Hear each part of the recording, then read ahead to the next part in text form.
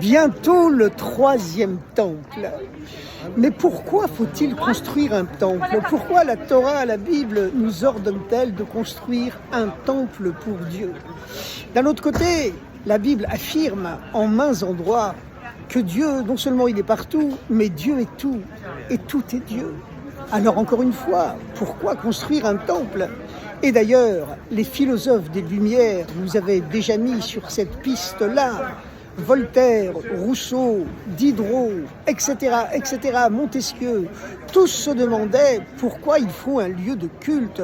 La nature est le temple de Dieu, disait déjà Spinoza, l'ancêtre des philosophes des Lumières, un juif hollandais qui vivait au XVIIe siècle et qui affirmait déjà « Dieu, c'est la nature, et la nature, c'est Dieu ».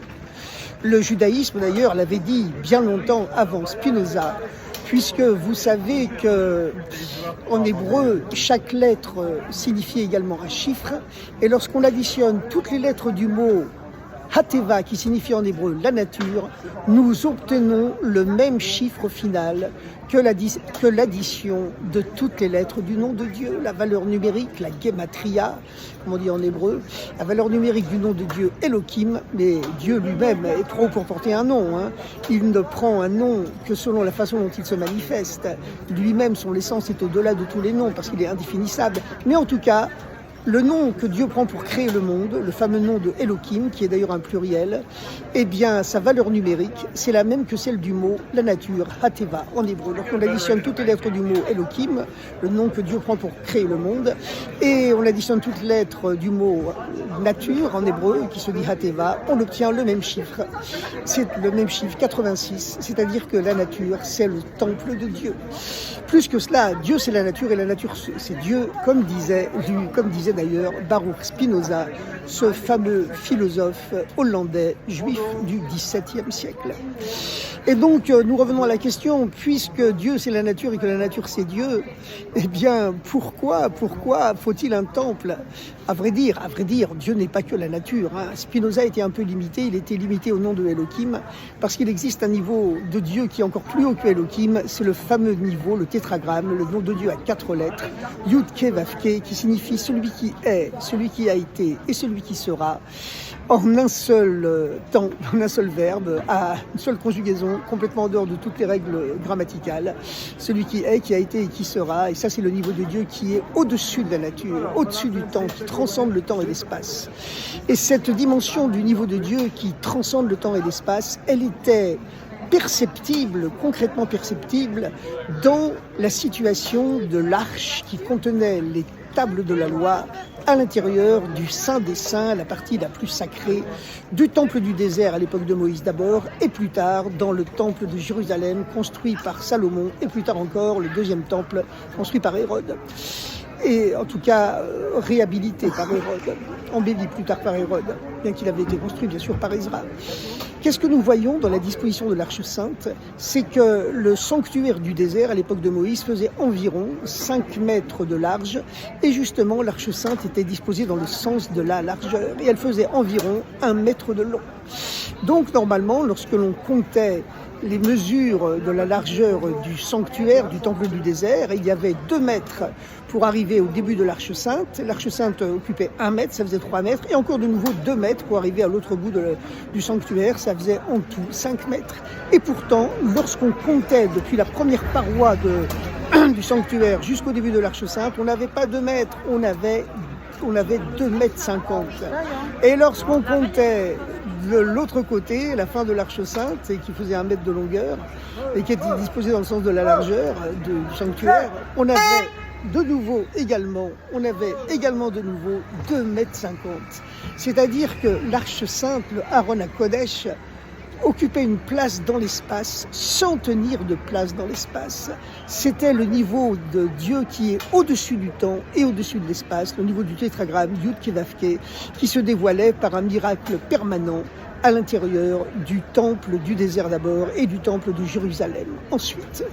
Et alors finalement nous revenons à cette question épineuse, puisque la Torah savait déjà avec quelques milliers d'avance sur Albert Einstein, notre fameux coreligionnaire Albert Abraham, de son nom biblique, de son nom hébraïque, Einstein, Eh bien, la Torah savait déjà plusieurs milliers d'années à l'avance que le temps et l'espace sont deux dimensions relatives l'une à l'autre, mais que l'absolu les dépasse, que l'absolu les transcende, que l'absolu les dépasse. Et Descartes, d'ailleurs, était à l'avance également d'accord avec Einstein là-dessus. Mais enfin, foin de philosophie, nous allons revenir à cette question épineuse. Pourquoi faut-il un temple puisque la Torah explique que Dieu est tout et que tout est Dieu ? En effet, lorsque Abraham commença à prêcher le monothéisme dans le monde, eh bien, Abraham ne disait pas que Dieu est le Dieu du monde, avec l'article indéfini du qui lui introduit la notion d'une séparation entre Dieu et le monde. Dieu, c'est le Dieu du monde, il est au-dessus du monde, il le dirige. Non, c'est pas ça que prêchait Abraham. Il est écrit ouvertement dans le texte hébraïque, Vaïkra Abraham Beshem Hashem, Abraham proclamait le nom de Dieu. Quel olam, Dieu monde, non pas Dieu du monde, encore une fois, qui ont introduit la notion d'une différence entre Dieu et le monde, sans nier que Dieu est au-dessus du monde et qu'il le dirige, mais quand même, ce sont deux entités séparées. Non, Abraham disait, quel olam, Dieu monde, Dieu c'est le monde et le monde c'est Dieu. Alors encore une fois, la question revient encore plus forte, c'est déjà la troisième ou la quatrième fois que je la pose, mais elle est vraiment très forte cette question, ça vaut la peine de la poser plusieurs fois parce qu'elle est vraiment très forte, puisque la Torah nous enseigne que Dieu c'est le monde et le monde c'est Dieu, et encore plus que Spinoza d'ailleurs, encore plus que Spinoza, ce fameux philosophe du XVIIe siècle qui a fait une véritable révolution à son époque en disant Dieu c'est la nature et la nature c'est Dieu, parce qu'il n'était arrivé qu'au niveau de Elohim, le niveau du divin qui est immanent, qui est présent dans le monde, qui est présent dans tous les atomes de l'univers, et c'est la raison pour laquelle Elohim c'est un pluriel, parce que c'est Dieu qui s'incarne dans tous les atomes de l'univers. C'est la raison pour laquelle également Elohim c'est un nom de Dieu qui se décline. On dit Elokai, mon Dieu, Elokecha, ton Dieu, Elokai, nous, notre Dieu. Alors que le nom de Dieu qui est plus haut, le niveau du tétragramme, le niveau de l'être au présent, au passé, au futur, eh bien c'est un nom qui ne se décline pas, qui est invariable parce qu'il est encore trop haut pour descendre à l'intérieur du monde. Il dirige le monde, il s'identifie au monde par l'intermédiaire de Elohim, justement. Et puis il y a l'essence de Dieu qui unit les dieux, qui unit les deux, parce qu'elle est au-delà des deux noms. Elle est au-delà du nom de la transcendance, comme elle est du Tkevavke, le tétragramme, l'être au présent, passé, futur, le nom de la transcendance. Elle est également, l'essence de Dieu est également au-delà de l'immanence, le nom de Elohim, ce masculin pluriel qui exprime Dieu qui s'incarne dans tous les atomes de l'univers. Et c'est là d'ailleurs le secret de la trilogie des 3 premiers mots des 10 commandements, des 10 commandements qui commencent en disant Anochi, c'est moi qui suis. Hachem, le tétragramme, l'être au présent, passé, au futur, le transcendant. Elokeicha, ton Dieu à toi, Elohim, à la déclinaison de la deuxième personne, ton Dieu à toi, qui est ton Dieu personnel à l'intérieur de toi, comme il est à l'intérieur de chaque pierre, de chaque brin d'herbe, de chaque fleur, de chaque animal, de chaque être et de toutes les galaxies, de tous les atomes de l'univers. Tous les 3 sont un, et l'essence de Dieu qui est trop haute pour porter un nom, c'est le premier mot des 10 commandements, Anochi, c'est moi qui suis. Il unit à la fois la transcendance, le tétragramme, et l'immanence, le nom de Elohim. Eh bien, encore une fois, la question, je reviens à cette fameuse question, mais attention, nous arrivons à la réponse, parce que vous savez, la rue des Rosiers, où je me trouve, c'est un lieu d'une grande inspiration, divine. C'est là qu'a été construite d'ailleurs la première synagogue de Paris, au 17 rue des Rosiers. Elle a été construite, elle n'a pas été construite d'ailleurs, elle a été cachée à l'intérieur d'un immeuble, parce qu'à l'époque, c'était interdit pour les Juifs d'habiter Paris.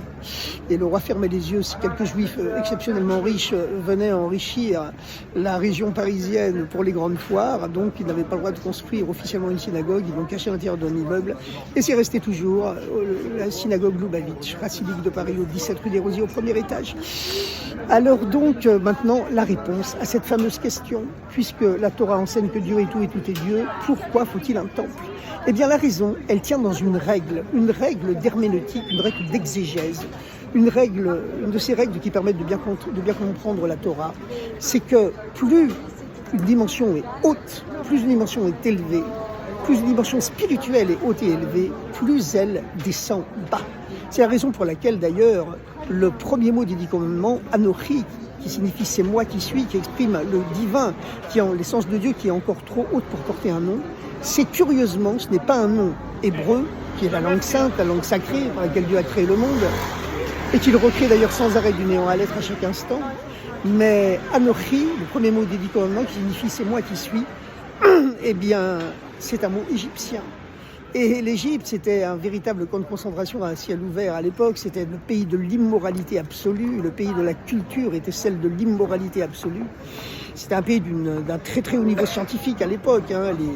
Les magiciens, les mages égyptiens, les prêtres pharaoniques avaient un très très haut degré de connaissance dans les sciences occultes, notamment. Un peu comme l'Allemagne nazie, hein. L'Allemagne c'était le pays qui avait le plus haut niveau dans les sciences et dans la philosophie dans la première moitié du XXe siècle. Ça ne les a pas empêchés de voter pour Hitler. Voilà, et d'être fascinés par ce personnage monstrueux, alors que c'était le plus grand savant du monde. Et comme nous le dit la célèbre philosophe Hannah Arendt, eh bien, c'était les intellectuels allemands qui s'étaient alignés les premiers sur le nazisme. Alors, en tout cas, en Égypte, c'était un peu pareil. C'était, à l'époque de Moïse, le pays qui avait le plus haut niveau scientifique et philosophique du monde, mais ça n'empêchait pas que, sur le niveau de la morale, c'était le pays le plus abject. Et curieusement, cette langue égyptienne qui véhiculait les concepts les plus abjects, les plus immoraux, le plus odieux de toutes les civilisations du monde à l'époque, eh bien, le premier mot des 10 commandements qui exprime l'essence de Dieu, c'est un nom égyptien, parce qu'en hébreu, pour dire c'est moi qui suis, on dit Ani.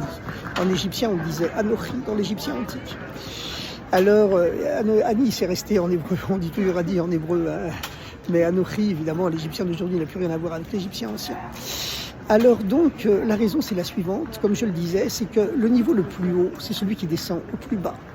Et c'est par cela qu'il s'exprime, parce que l'essence de Dieu se trouve justement, non pas dans les mondes spirituels les plus hauts, mais elle se trouve précisément dans le monde matériel, notre monde à nous, qui est le plus bas.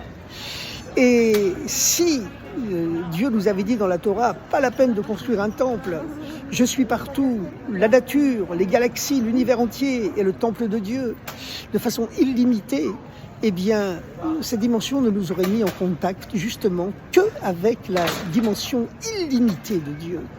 Mais c'est une façon quelque part de limiter Dieu en disant qu'il n'est que illimité. En vérité, pour Dieu, l'illimité et le limité, l'infini et le fini, pour lui c'est pareil. Il peut unir les deux, comme il unit le nom de Hachem, le tétragramme, la transcendance, avec le nom de Elohim, l'immanence. Comme il est au-delà de l'espace et du temps, et qu'il peut unir l'espace et le temps, parce qu'il est au-delà des deux, comme l'exprime la disposition de l'Arche Sainte, qui existe dans l'espace du Saint des Saints, sans tenir de place dans l'espace. Eh bien, lorsque Dieu nous demande de construire un temple, eh bien justement, le fait que Dieu descende à un niveau tellement bas, entre guillemets, qu'il se limite à l'espace précis limité d'un temple, cela nous met en contact avec le niveau de Dieu, pour lequel l'illimité et le limité, l'infini et le fini, c'est pareil. Et ça nous rappelle justement qu'il est au-delà des deux, et que pour lui, l'illimité et le limité, pour lui, c'est pareil, parce qu'il est au-delà de toute définition. Effectivement, pourtant on se tourne vers Jérusalem pour nos prières. Quand on est à Jérusalem, on se tourne vers le lieu du temple. Et quand on est devant le temple, on se tourne vers le Saint des Saints, l'endroit le plus sacré du temple. Mais néanmoins, c'est pour nous rappeler que le niveau le plus haut se dévoile au niveau le plus bas. Et d'ailleurs, à ce titre, plus tard, lorsque le temple a cessé d'être une tente portative qui voyageait dans le désert et qu'il s'est figé toujours au même espace à Jérusalem, parce qu'à l'époque de Moïse, le temple, c'était comme une espèce de tente qu'on montait et qu'on démontait à chaque étape des voyages des enfants d'Israël pendant les 40 ans de pérégrination dans le désert. Et bien, plus tard, le temple a été fixé uniquement sur ce qu'on appelle aujourd'hui Har HaBaït, le mont du temple à Jérusalem. Et cette limitation supplémentaire à un seul endroit, eh bien, exprime un niveau spirituel, un niveau de Dieu encore plus haut. Et le fait également que vous savez qu'il existe 4 règnes dans la création.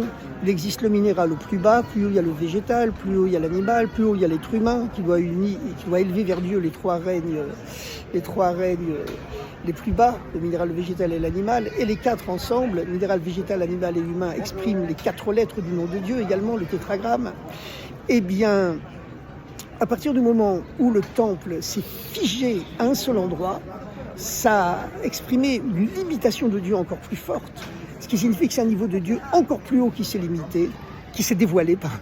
dévoilé, puisque plus le niveau spirituel est haut, plus il peut descendre bas. Et on voit ça également dans le fait que le temple du désert, qui circulait, qui était nomade, qui n'était pas limité, pas autant que le temple matériel construit par Salomon plus tard, il était essentiellement en bois de cèdre, tandis que le temple de Jérusalem, lui, il est uniquement en pierre. En tout cas, il ne doit y avoir pas du tout de bois apparent dans l'apparence du temple. Et la pierre, c'est le minéral, c'est le niveau le plus bas de la création qui exprime un niveau encore beaucoup plus haut. Et ce que nous voyons, c'est qu'à chaque fois, donc, il existe un niveau de Dieu plus haut qui se dévoile, parce que justement, il descend dans des limites plus fixes, plus figées. Et donc, le niveau le plus haut se dévoile dans le niveau le plus bas. Et le temple de pierre de Jérusalem, toujours au même endroit, exprime un niveau de Dieu encore plus haut que le niveau moins limité du temple du désert, qui était également en matériaux plus haut dans la hiérarchie des valeurs, puisqu'il était en végétal au lieu d'être en minéral. Et aujourd'hui que le temple physiquement a disparu, il ne reste plus que le mur occidental, justement parce qu'il avait été construit par les pauvres, le seul qui a résisté à l'incendie des Romains. Eh bien, aujourd'hui, ce sont nos maisons qui doivent devenir des temples pour Dieu. Et c'est la raison pour laquelle, lorsque nous mangeons le pain, nous le trempons toujours dans le sel, par tous les sacrifices, car tous les sacrifices devaient être accompagnés de sel. En effet, lorsque Dieu avait créé le monde, il avait séparé les eaux d'en haut, les eaux célestes, des eaux d'en bas, les eaux terrestres. Et les eaux terrestres s'étaient pleines, en disant nous sommes coupés de notre source. Alors Dieu a dit chaque fois que les Hébreux, chaque fois que les Juifs offriront un sacrifice, ils l'accompagneront de sel. Et comme ça, la masse océanique qui est salée se ressourcera aux eaux spirituelles d'en haut. Et c'est la raison pour laquelle tous les sacrifices étaient accompagnés de sel, et la raison pour laquelle nous aujourd'hui nous trempons toujours le pain dans le sel avant de faire la prière du motzi, avant de manger le pain, puisqu'à notre époque, ce sont les murs de nos maisons qui remplacent le temple, et ce sont nos tables de cuisine ou de salle à manger qui remplacent l'autel du temple.